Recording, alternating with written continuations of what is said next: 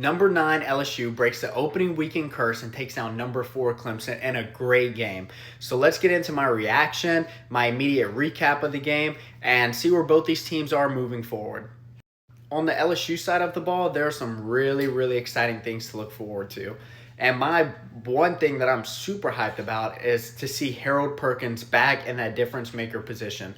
So even before his injury last year, Harold Perkins was kind of not really playing his position. He wasn't doing as much as we saw him do even his freshman year. But last night they put him back in kind of this hybrid defensive position, and he was a monster. He was able to come out and pressure the quarterback a ton. Klubnik had to get out in the pocket, and granted, Klubnik did very well rolling out and making some passes when he could. But this LSU defensive front is so hard to deal with. If you're an LSU fan, you got to be hyped about Harold Perkins. And another thing to take away is Caden Durham.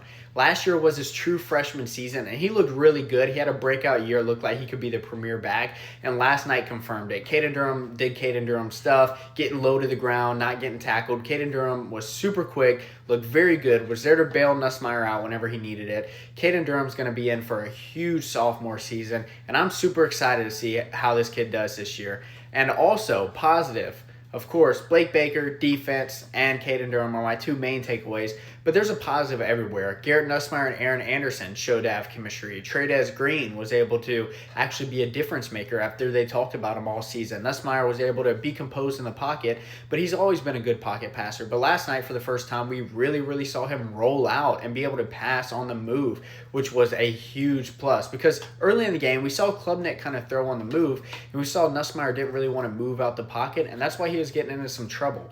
But as the game progressed, and that's why LSU was down, and as the game progressed, Nussmeier became more mobile, rolled out the pocket, made passes, and that was when LSU really started to shine, really started to take over this game. So if Nussmeier can do that, he can be mobile, he can use his legs, that's going to be huge for them.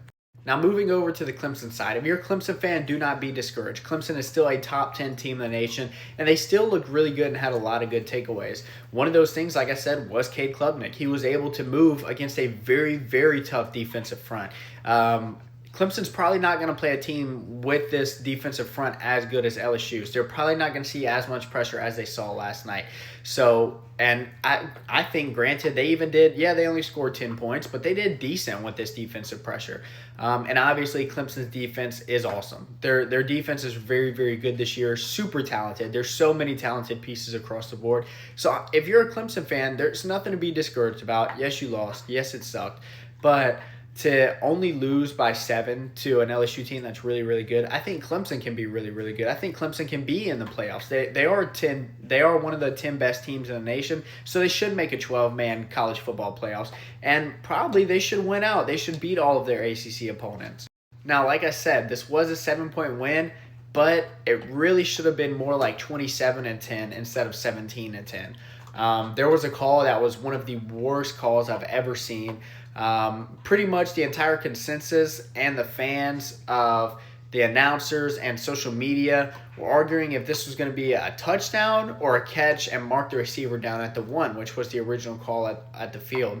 Well, after reviewing it, the refs actually said that it was an incomplete pass, and it was a bad call. Clearly, the receiver had the ball in his possession. He crossed the pylon. He even fell and hit the ground, and when he hit the ground, he still had the ball in his possession. The ball moved a slight amount when he hit the ground, but the touchdown was already completed. A ground can't cause the fumble, so I don't understand that.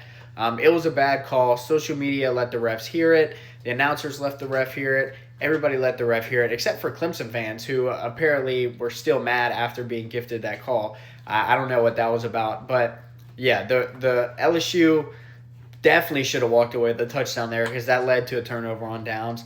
And then they also had a 4th and goal opportunity that they didn't capitalize on earlier, that if they would have taken the field goal, would have left them 27-10, or had they scored that 34-10, it should have been a farther game than 17-10 like it was. The second half, LSU was just in the driver's seat. I don't remember Clemson getting very many first downs in the second half, and the second half is really where LSU shined. Of course, they were coming into it down 3-10, and then came out and won 17-10. Clemson did not score in the second half. They didn't have much success anywhere in the second half.